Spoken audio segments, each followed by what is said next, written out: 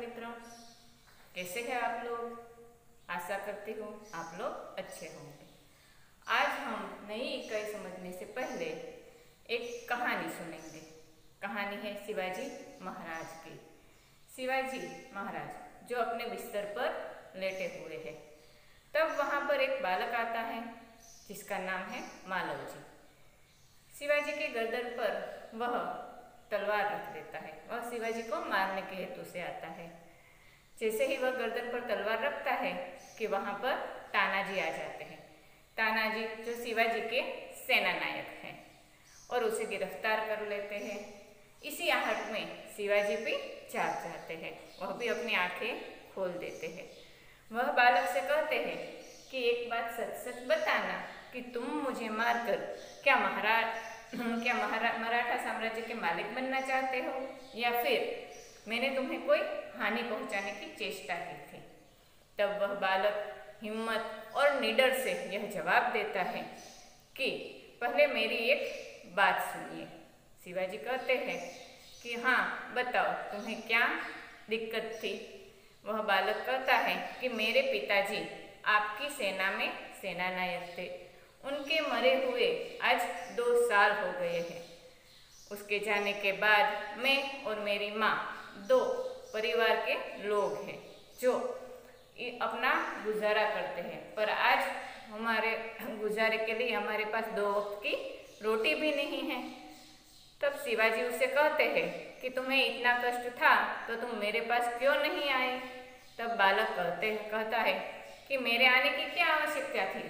जब एक सैनिक ने इस देश के लिए देश की रक्षा की, आपके इस मराठा साम्राज्य की रक्षा की, तो मुझे यहाँ पर आने की क्या आवश्यकता थी। उन्होंने अपने प्राण इस साम्राज्य के लिए गवा दिए, तो आपको उसके परिवार के पालन पोषण की आपको चिंता होनी चाहिए। आपका कर्तव्य है कि उसका परिवार जो है वह किस हालत में है, वह कैसे अपना गुजारा करता है, यह देखना आपका कार्य है। शिवाजी भी उस बालक की बात को समझते हैं, पर जब उसने शिवाजी के गर्दन पर तलवार रखी तब शिवाजी ने उसके लिए मृत्युदंड निश्चित कर दिया था। तो वह बालक कहता है कि मैं मृत्युदंड पाने से घबराता नहीं हूँ। मृत्युदंड पाने से पहले मैं अपनी पूजनीय माता का दर्शन करना चाहता हूँ। मैं उसे एक बार मिलना चाहता हूँ। शिवाजी भी उसे रजामंदी दे देते हैं कि ठीक है, तुम तुरंत ही अपनी माता के दर्शन करके यहाँ पर चले आना। वह बालक जो है वह अपनी माता के दर्शन के लिए जाता है, उससे मिलने जाता है, पर बालक अपनी माता से कुछ नहीं कह पाता कि मुझे मृत्युदंड मिलने वाला है। वह उसे मिलकर तुरंत ही शिवाजी के पास सामने प्रस्तुत हो जाता है। जब वह शिवाजी के सामने आता है तब शिवाजी उसकी इस बात के लिए बहुत ही खुश हो जाते हैं। वह शिवाजी तो पहले से ही जानते थे कि यह बालक जो है वह निडर है, सच्चा है, साहसी है। ऐसे बालक को मृत्युदंड देना आवश्यक नहीं है, वह तो सिर्फ उसकी परीक्षा ले रहे थे। तब शिवाजी उसे कहते हैं कि तुमने जो कहा वह मुझे कर दिखाया। बालक ने क्या कहा था? बालक ने कहा था कि मैं अपनी माता के दर्शन करके तुरंत लौट आऊँगा। उसकी जगह यदि कोई व्यक्ति होता तो वह वहाँ से भाग भी सकता था। मृत्युदंड पाने से वह डरता और वहाँ से चला भी जाता, पर वह बालक ऐसा नहीं करता। वह मृत्युदंड पाने से घबराता नहीं है और शिवाजी के सामने आ जाता है। शिवाजी उस बालक को माफ कर देते हैं और अपनी सेना का सेना नायक बनाता है। तो अब यहाँ पर हम देख सकते हैं कि बालक की जो कथनी है, कथनी का अर्थ है कि जो हम बोलते हैं। यहाँ पर हम शब्दार्थ भी देखते जाएंगे।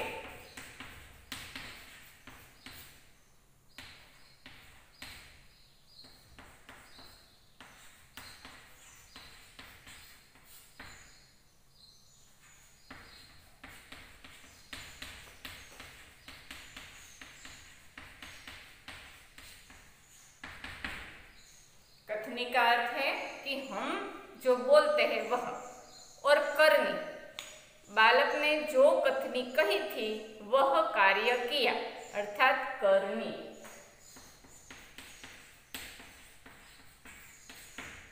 हमारा व्यवहार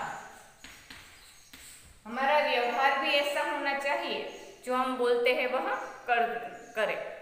आज के ज़माने में क्या है कि लोग बड़ी बड़ी बड़ी बातें करते हैं पर ऐसा कुछ करते नहीं है, जैसे कि हाथी के दांत दिखाने के और चबाने के ओर। ऐसा ही आज का हमारा समाज है। तो यहाँ पर उस बालक की कथनी और करनी दोनों एक समान थी। तो यहाँ पर देखिए हमारा सुविचार भी यही कहता है कि हो कथनी करनी एक समान, जग में मिलता तब सम्मान। हमारी कथनी और करनी, हम जो कहते हैं वैसा ही हमारा यदि व्यवहार हो तो इस जग में हमारा सम्मान होता है। इस संसार में पद, प्रतिष्ठा, मान, सम्मान, यही महत्व की बात है। तो वह तभी मिलता है जब हमारी कथनी और करनी दोनों एक समान हो। तो आज का हमारा विषयांग है कथनी और करनी। कथनी और करनी यह एक निबंध है। इसका साहित्य प्रकार क्या है? निबंध। यहाँ पर हमारे सामने कई ऐसे प्रसंग दिए गए हैं जो प्रसंग हम एक के बाद एक समझते जाएंगे। पहला है कि एक बस्ती में हमारी इकाई है 4, इकाई 4 पृष्ठ नंबर 19 पर हम देख सकते हैं एक चित्र दिया गया है।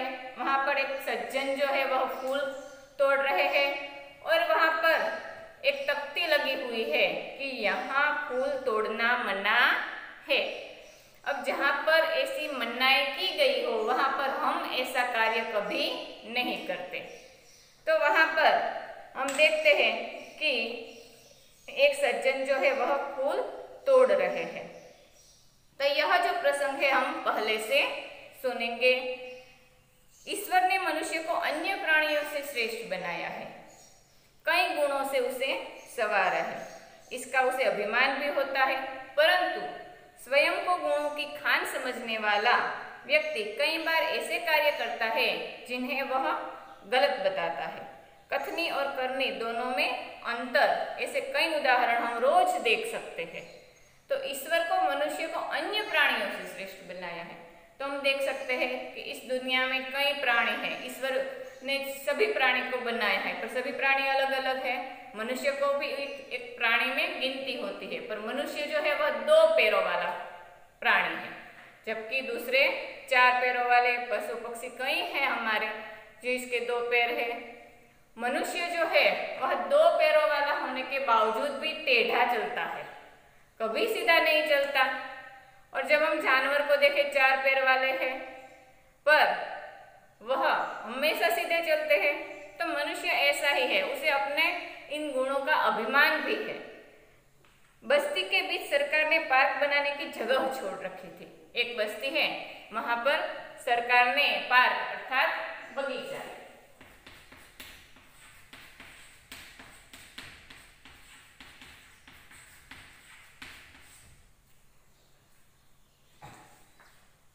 वहां पर एक बगीचा बनाने की जगह छोड़ रखी थी। वहां पर रहते हुए एक सज्जन को लगा कि चलो क्यों ना मैं यहाँ पर कई पौधे लगा दूं। अब पौधे जो है वह फूलों वाले लगाते हैं। फूल किसे पसंद नहीं होते? आपको भी फूल पसंद होंगे, मुझे भी फूल पसंद है। तो ऐसे कई सारे फूलों वाले उसने वहां पर पौधे लगाए। पौधे बड़े होते गए, फूल आते गए। अब ऐसे रंग बिरंगी फूल देखकर सभी को तोड़ने की इच्छा होती है। तब उस व्यक्ति को, उस सज्जन को लगता है कि चलो यहाँ पर अब फूल आ गए हैं तो सभी लोग इसे तोड़ने लगेंगे, तो क्यों ना मैं यहाँ पर एक तख्ती लगा देता हूँ जिस पर उसने लिखा कि फूल तोड़ना मना है। अब आते जाते सभी लोग इस तख्ती को पढ़ते पर कोई फूल तोड़ता नहीं है। पर मजे की बात तब सामने आई जब जिस सज्जन ने खुद यह पौधे लगाए हैं वह बड़ी सवेरे फूल को तोड़ते हुए नजर आए। अब जब वह पकड़े जाते हैं, आते जाते लोग उसे देखते हैं। वह जब देखते हैं तो क्या कहते हैं कि अरे मैं तो पूजा के लिए फूल तोड़ रहा हूँ। अब यह उसने अपनी गलती छिपाने के लिए कहा कि मैं पूजा के लिए तोड़ता हूँ। तो यहाँ पर उस मनुष्य की कथनी और करनी दोनों में अंतर दिखाई देता है। उसका जो कहने का अर्थ है और उसका जो व्यवहार है, दोनों में अंतर है। अंतर का अर्थ होता है भेद। गुजराती में हम तफावत भी कहते हैं। तो उस व्यक्ति की कथनी और करनी दोनों में अंतर यहाँ पर दिखाई देता है। अब दूसरा प्रसंग भी ऐसा ही है। हम देखते हैं, बसों में मुसाफरी करते हैं ना आप लोग, या नहीं करते? करते हैं। हाँ, तो बसों में वहां पर लिखा हुआ होता है कि धूम्रपान करना निषेध है, या तो धूम्रपान करना वर्जित है। निषेध का अर्थ है मनाही।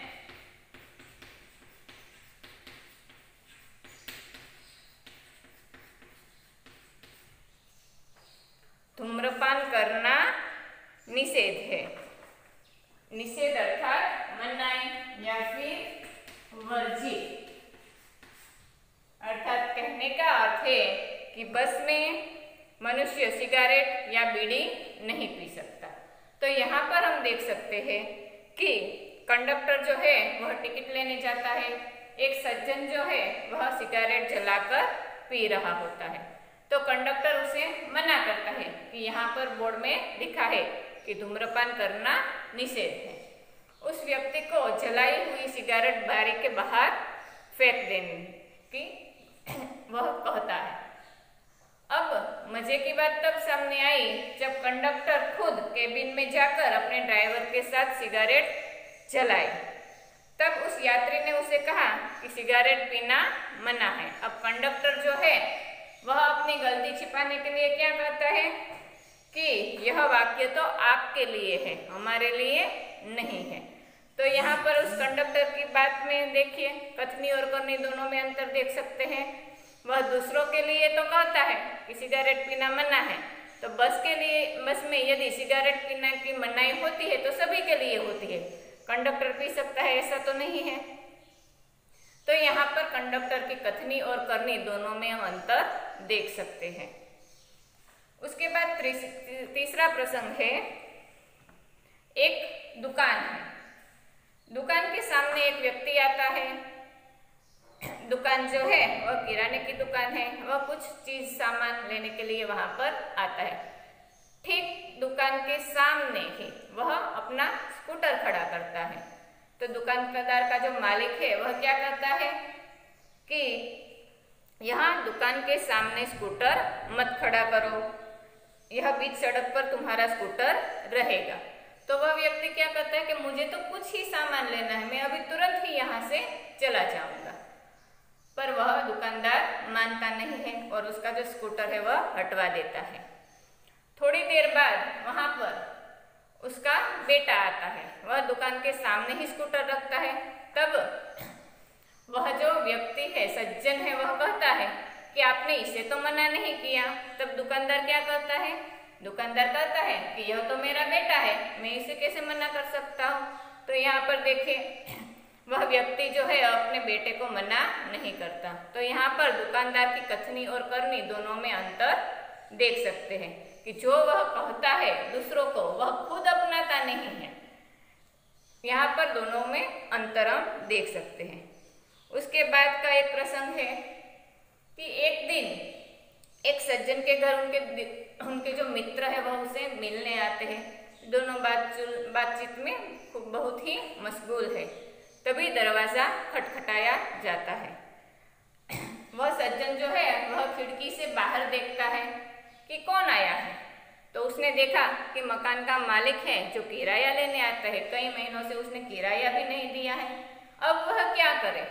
तो उसने अपने बेटे को समझा बुझा कर बाहर भेज दिया। जो नन्हा सा बालक है वह दरवाजा खोलता है और मकान मालिक से कहता है किसका काम है? मकान मालिक कहता है कि मुझे तुम्हारे पिताजी का काम है। वह बालक कहता है कि क्या काम है? तो वह कहता है कि तुम्हारे पिताजी से कहो कि मकान मालिक आए हैं। तब वह बालक जो है, उसकी जो सोच है वह बालक के जैसी ही होगी। तब वह कहता है कि मेरे पिताजी ने कहा है कि वह घर पर नहीं है।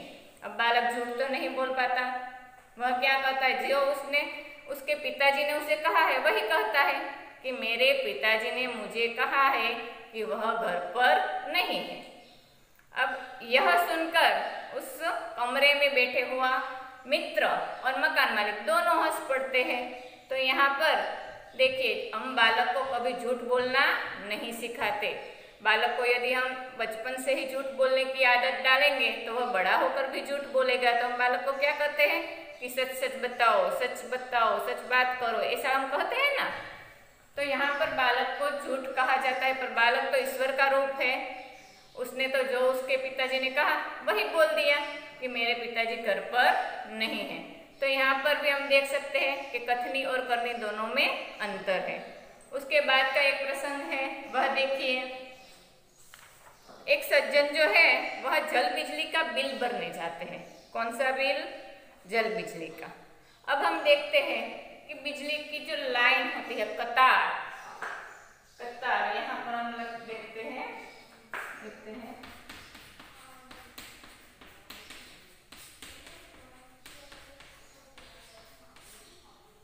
लाइन। अब जल बिजली का बिल भरने जब वह और उसका 8 वर्षीय पोता दोनों जाते हैं तो लाइन हम देखते हैं कि बहुत बड़ी लंबी है।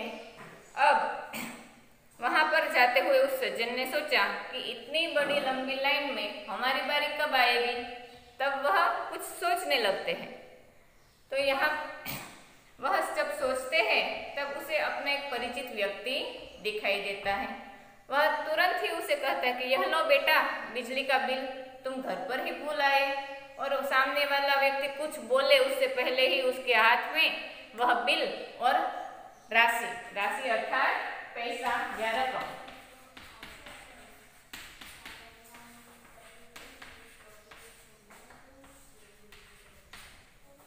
वह उसके हाथों में थमा देता है।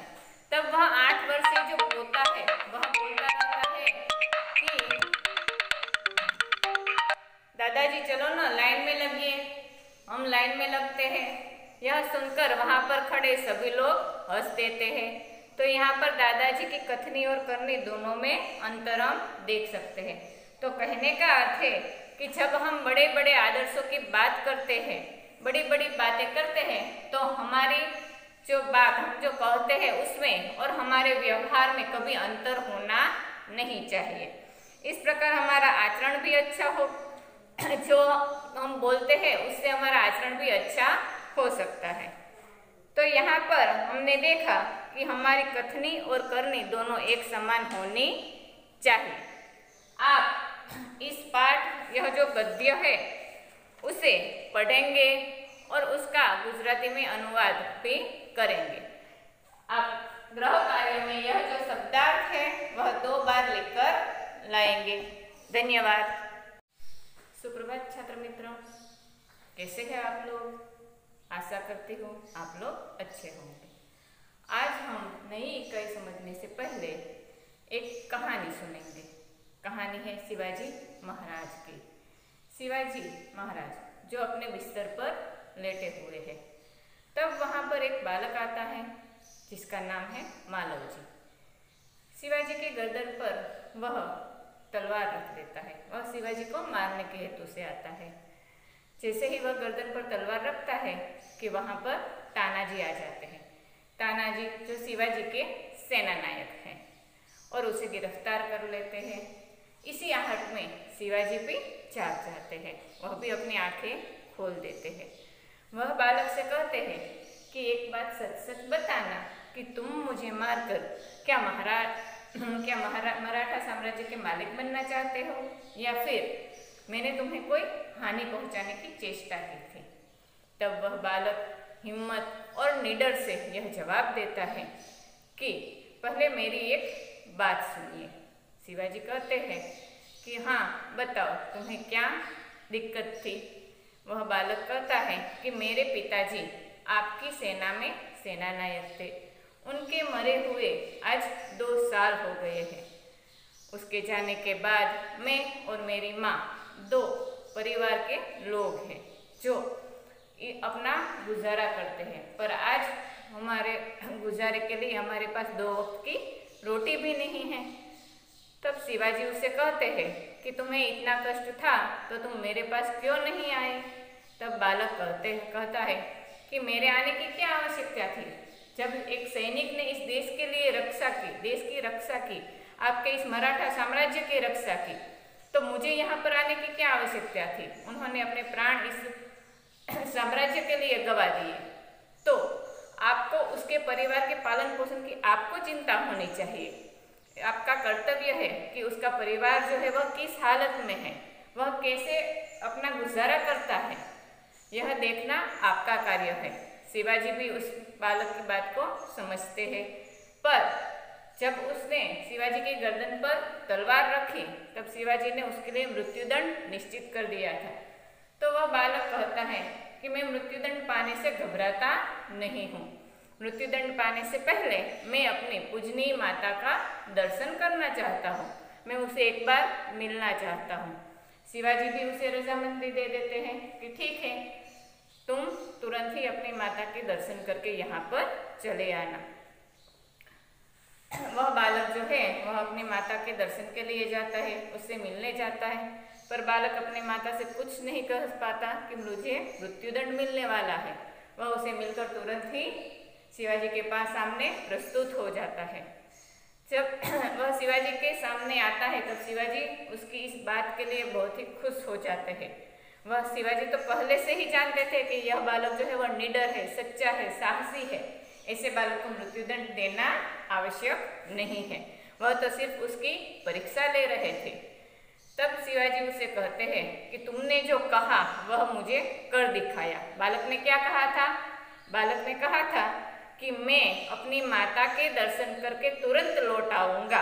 उसकी जगह यदि कोई व्यक्ति होता तो वह वहाँ से भाग भी सकता था, मृत्युदंड पाने से वह डरता और वहाँ से चला भी जाता, पर वह बालक ऐसा नहीं करता, वह मृत्युदंड पाने से घबराता नहीं है और शिवाजी के सामने आ जाता है।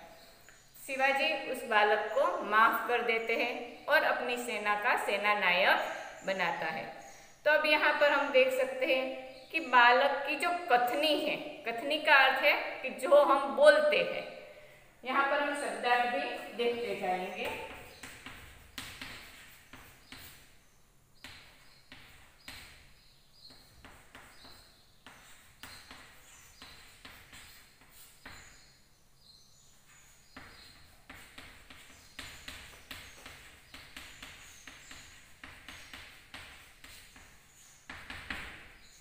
कथनी का अर्थ है कि हम जो बोलते हैं वह, और करनी, बालक ने जो कथनी कही थी वह कार्य किया, अर्थात करनी।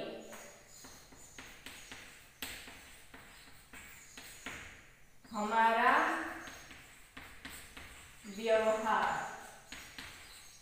हमारा व्यवहार भी ऐसा होना चाहिए, जो हम बोलते हैं वह करें। आज के ज़माने में क्या है कि लोग बड़ी बड़ी बातें करते हैं पर ऐसा कुछ करते नहीं है, जैसे कि हाथी के दांत दिखाने के और चबाने के ओर, ऐसा ही आज का हमारा समाज है। तो यहाँ पर उस बालक की कथनी और करनी दोनों एक समान थी। तो यहाँ पर देखिए हमारा सुविचार भी यही कहता है कि हो कथनी करनी एक समान, जग में मिलता तब सम्मान। हमारी कथनी और करनी, हम जो कहते हैं वैसा ही हमारा यदि व्यवहार हो तो इस जग में हमारा सम्मान होता है। इस संसार में पद, प्रतिष्ठा, मान, सम्मान, यही महत्व की बात है। तो वह तभी मिलता है जब हमारी कथनी और करनी दोनों एक समान हो। तो आज का हमारा विषयांग है कथनी और करनी। कथनी और करनी यह एक निबंध है। इसका साहित्य प्रकार क्या है? निबंध।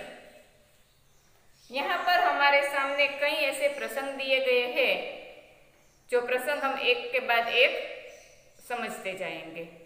पहला है कि एक बस्ती में हमारी इकाई है 4, इकाई 4 पृष्ठ नंबर 19 पर हम देख सकते हैं एक चित्र दिया गया है। वहां पर एक सज्जन जो है वह फूल तोड़ रहे हैं और वहां पर एक तख्ती लगी हुई है कि यहाँ फूल तोड़ना मना है। अब जहां पर ऐसी मनाही की गई हो वहां पर हम ऐसा कार्य कभी नहीं करते। तो वहां पर हम देखते हैं कि एक सज्जन जो है वह फूल तोड़ रहे हैं। तो यह जो प्रसंग है हम पहले से सुनेंगे। ईश्वर ने मनुष्य को अन्य प्राणियों से श्रेष्ठ बनाया है, कई गुणों से उसे संवारा है, इसका उसे अभिमान भी होता है। परंतु स्वयं को गुणों की खान समझने वाला व्यक्ति कई बार ऐसे कार्य करता है जिन्हें वह गलत बताता है। कथनी और करनी दोनों में अंतर, ऐसे कई उदाहरण हम रोज देख सकते हैं। तो ईश्वर को मनुष्य को अन्य प्राणियों से श्रेष्ठ बनाया है। तो हम देख सकते हैं कि इस दुनिया में कई प्राणी हैं, ईश्वर ने सभी प्राणी को बनाया है, पर सभी प्राणी अलग अलग है। मनुष्य को भी एक प्राणी में गिनती होती है, पर मनुष्य जो है वह 2 पैरों वाला प्राणी है, जबकि दूसरे 4 पैरों वाले पशु पक्षी कई हैं हमारे जिसके 2 पैर है। मनुष्य जो है वह 2 पैरों वाला होने के बावजूद भी टेढ़ा चलता है, कभी सीधा नहीं चलता। और जब हम जानवर को देखें 4 पैर वाले हैं पर वह हमेशा सीधे चलते हैं, तो मनुष्य ऐसा ही है, उसे अपने इन गुणों का अभिमान भी है। बस्ती के बीच सरकार ने पार्क बनाने की जगह छोड़ रखी थी। एक बस्ती है, वहां पर सरकार ने पार्क अर्थात बगीचा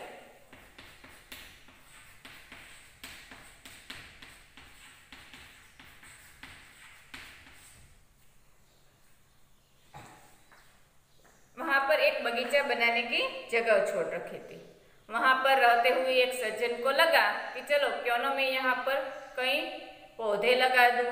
अब पौधे जो है वह फूलों वाले लगाते हैं, फूल किसे पसंद नहीं होते, आपको भी फूल पसंद होंगे, मुझे भी फूल पसंद है। तो ऐसे कई सारे फूलों वाले उसने वहां पर पौधे लगाए, पौधे बड़े होते गए, फूल आते गए। अब ऐसे रंग बिरंगी फूल देखकर सभी को तोड़ने की इच्छा होती है। तब उस व्यक्ति को, उस सज्जन को लगता है कि चलो यहाँ पर अब फूल आ गए हैं तो सभी लोग इसे तोड़ने लगेंगे, तो क्यों ना मैं यहाँ पर एक तख्ती लगा देता हूँ जिस पर उसने लिखा कि फूल तोड़ना मना है। अब आते जाते सभी लोग इस तख्ती को पढ़ते पर कोई फूल तोड़ता नहीं है। पर मजे की बात तब सामने आई जब जिस सज्जन ने खुद यह पौधे लगाए हैं वह बड़ी सवेरे फूल को तोड़ते हुए नजर आए। अब जब वह पकड़े जाते हैं, आते जाते लोग उसे देखते हैं, वह जब देखते हैं तो क्या कहते हैं कि अरे मैं तो पूजा के लिए फूल तोड़ रहा हूँ। अब यह उसने अपनी गलती छिपाने के लिए कहा कि मैं पूजा के लिए तोड़ता हूँ। तो यहाँ पर उस मनुष्य की कथनी और करनी दोनों में अंतर दिखाई देता है। उसका जो कहने का अर्थ है और उसका जो व्यवहार है दोनों में अंतर है। अंतर का अर्थ होता है भेद, गुजराती में हम तफावत भी कहते हैं।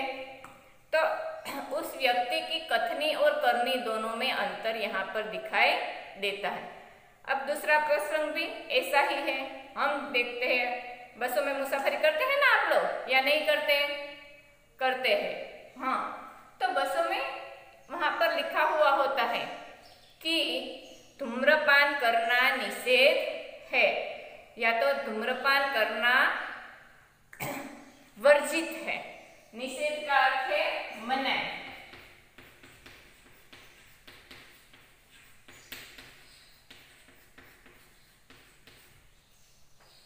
धूम्रपान करना निषेध है। निषेध अर्थात मनाही या फिर वर्जित, अर्थात कहने का अर्थ है कि बस में मनुष्य सिगारेट या बीड़ी नहीं पी सकता। तो यहाँ पर हम देख सकते हैं कि कंडक्टर जो है वह टिकट लेने जाता है, एक सज्जन जो है वह सिगरेट जलाकर पी रहा होता है। तो कंडक्टर उसे मना करता है कि यहाँ पर बोर्ड में लिखा है कि धूम्रपान करना निषेध है। उस व्यक्ति को जलाई हुई सिगरेट बारी के बाहर फेंक देने की वह कहता है। अब मजे की बात तब सामने आई जब कंडक्टर खुद केबिन में जाकर अपने ड्राइवर के साथ सिगरेट जलाई। तब उस यात्री ने उसे कहा कि सिगरेट पीना मना है। अब कंडक्टर जो है वह अपनी गलती छिपाने के लिए क्या कहता है कि यह वाक्य तो आपके लिए है, हमारे लिए नहीं है। तो यहाँ पर उस कंडक्टर की बात में देखिए, कथनी और करनी दोनों में अंतर देख सकते हैं। वह दूसरों के लिए तो कहता है कि सिगरेट पीना मना है, तो बस में यदि सिगरेट पीना की मनाही होती है तो सभी के लिए होती है, कंडक्टर पी सकता है ऐसा तो नहीं है। तो यहाँ पर कंडक्टर की कथनी और करनी दोनों में हम अंतर देख सकते हैं। उसके बाद तीसरा प्रसंग है, एक दुकान है। दुकान के सामने एक व्यक्ति आता है। दुकान जो है वह किराने की दुकान है। वह कुछ चीज सामान लेने के लिए वहां पर आता है। ठीक दुकान के सामने ही वह अपना स्कूटर खड़ा करता है। तो दुकानदार का जो मालिक है वह क्या करता है कि यहाँ दुकान के सामने स्कूटर मत खड़ा करो, यह बीच सड़क पर तुम्हारा स्कूटर रहेगा। तो वह व्यक्ति क्या करता है कि मुझे तो कुछ ही सामान लेना है, मैं अभी तुरंत ही यहाँ से चला जाऊंगा। पर वह दुकानदार मानता नहीं है और उसका जो स्कूटर है वह हटवा देता है। थोड़ी देर बाद वहां पर उसका बेटा आता है। वह दुकान के सामने ही स्कूटर रखता है। तब वह जो व्यक्ति है, सज्जन है, वह कहता है कि आपने इसे तो मना नहीं किया। तब दुकानदार क्या करता है, दुकानदार कहता है कि यह तो मेरा बेटा है, मैं इसे कैसे मना कर सकता हूँ। तो यहाँ पर देखिए, वह व्यक्ति जो है अपने बेटे को मना नहीं करता। तो यहाँ पर दुकानदार की कथनी और करनी दोनों में अंतर देख सकते हैं कि जो वह कहता है दूसरों को, वह खुद अपनाता नहीं है। यहाँ पर दोनों में अंतर हम देख सकते हैं। उसके बाद का एक प्रसंग है कि एक दिन एक सज्जन के घर उनके जो मित्र है वह उसे मिलने आते हैं। दोनों बातचीत में बहुत ही मशगूल है। तभी दरवाजा खटखटाया जाता है। वह सज्जन जो है वह खिड़की से बाहर देखता है कि कौन आया है। तो उसने देखा कि मकान का मालिक है जो किराया लेने आता है। कई महीनों से उसने किराया भी नहीं दिया है। अब वह क्या करे, तो उसने अपने बेटे को समझा बुझा कर बाहर भेज दिया। जो नन्हा सा बालक है वह दरवाजा खोलता है और मकान मालिक से कहता है किसका काम है। मकान मालिक कहता है कि मुझे तुम्हारे पिताजी का काम है। वह बालक कहता है कि क्या काम है। तो वह कहता है कि तुम्हारे पिताजी से कहो कि मकान मालिक आए हैं। तब वह बालक जो है, उसकी जो सोच है वह बालक के जैसी ही होगी। तब वह कहता है कि मेरे पिताजी ने कहा है कि वह घर पर नहीं है। अब बालक झूठ तो नहीं बोल पाता। वह क्या कहता है, जो उसके पिताजी ने उसे कहा है वही कहता है कि मेरे पिताजी ने मुझे कहा है कि वह घर पर नहीं है। अब यह सुनकर उस कमरे में बैठे हुआ मित्र और मकान मालिक दोनों हंस पड़ते हैं। तो यहाँ पर देखिए, हम बालक को कभी झूठ बोलना नहीं सिखाते। बालक को यदि हम बचपन से ही झूठ बोलने की आदत डालेंगे तो वह बड़ा होकर भी झूठ बोलेगा। तो हम बालक को क्या कहते हैं कि सच सच बताओ, सच बात करो, ऐसा हम कहते हैं ना। तो यहाँ पर बालक को झूठ कहा जाता है, पर बालक तो ईश्वर का रूप है। उसने तो जो उसके पिताजी ने कहा वही बोल दिया कि मेरे पिताजी घर पर नहीं है। तो यहाँ पर भी हम देख सकते हैं कि कथनी और करनी दोनों में अंतर है। उसके बाद का एक प्रसंग है, वह देखिए। एक सज्जन जो है वह जल बिजली का बिल भरने जाते हैं। कौन सा बिल? जल बिजली का। अब हम देखते हैं कि बिजली की जो लाइन होती है, कतार, यहाँ पर हम देखते हैं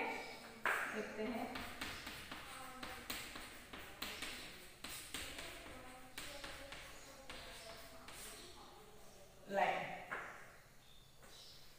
अब जल बिजली का बिल भरने जब वह और उसका 8 वर्षीय पोता दोनों जाते हैं तो लाइन हम देखते हैं कि बहुत बड़ी लंबी है। अब वहां पर जाते हुए उस सज्जन ने सोचा कि इतनी बड़ी लंबी लाइन में हमारी बारी कब आएगी। तब वह कुछ सोचने लगते हैं। तो यहाँ वह जब सोचते हैं तब उसे अपना एक परिचित व्यक्ति दिखाई देता है।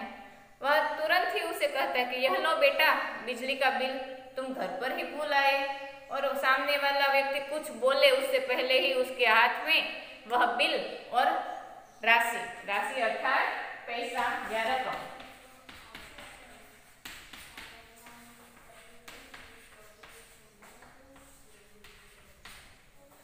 वह उसके हाथों में थमा देता है।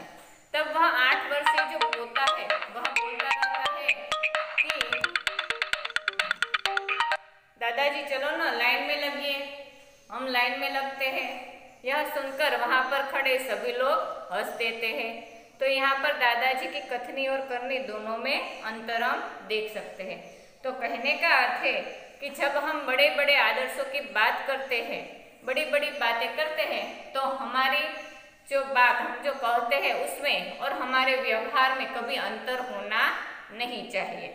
इस प्रकार हमारा आचरण भी अच्छा हो, जो हम बोलते हैं उससे हमारा आचरण भी अच्छा हो सकता है। तो यहाँ पर हमने देखा कि हमारी कथनी और करनी दोनों एक समान होनी चाहिए। आप इस पाठ, यह जो गद्य है उसे पढ़ेंगे और उसका गुजराती में अनुवाद भी करेंगे। आप गृह कार्य में यह जो शब्दार्थ है वह 2 बार लिखकर लाएंगे। धन्यवाद।